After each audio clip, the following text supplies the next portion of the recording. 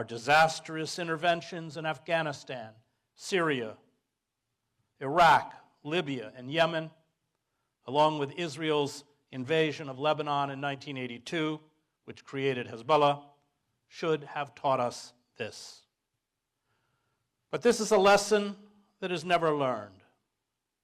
How, for example, could the Bush administration imagine it would be greeted as liberators in Iraq when the U.S. had spent over a decade imposing sanctions that resulted in severe shortages of food and medicine, causing the deaths of at least 1 million Iraqis, including 500,000 children? Israel has been poisoned by the psychosis of permanent war.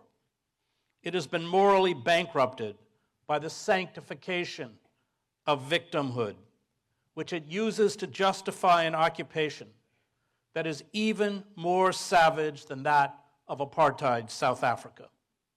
Its democracy, which was always exclusively for Jews, has been hijacked by extremists who are pushing the country towards fascism. The Israeli military has carried out, according to the UN, since October 7th, 93 massacres in Gaza. This wholesale violence works in the short term as it did in the war waged by the French in Algeria, the dirty war in Argentina, the British occupation of India, Egypt, Kenya, and Northern Ireland, and the American occupations of Vietnam, Iraq, and Afghanistan. But in the long term, they are all suicidal. The genocide in Gaza has turned Hamas resistance fighters into heroes in the global south. And Israel has killed hundreds of Palestinian leaders, including Yahya Sinwar. It assassinated Dr. Abdul Aziz al-Rantisi, one of the founders of Hamas, who I knew, and Halil al-Wazir, known as Abu Jihad, who founded the PLO with Yasser Arafat, who I also knew.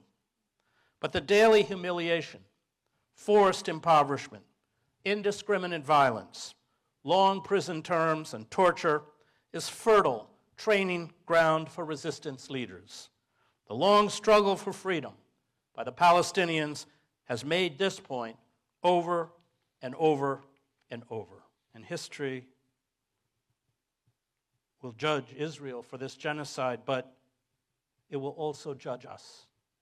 It will ask why we did not do more, why we did not sever all agreements, all trade deals, all accords, all cooperation with a genocidal state, why we did not halt weapon shipments to Israel, why we did not recall our ambassadors, why, when the maritime trade in the Red Sea was disrupted by Yemen, an alternative overland route into Israel was set up by Saudi Arabia and Jordan, why we did not do everything in our power to end the slaughter. And history will condemn us for not heeding the fundamental lesson of the Holocaust, which is not that Jews are eternal victims, but that when you have the capacity to stop genocide and you do not, you are culpable. The opposite of good is not evil, Samuel Johnson wrote.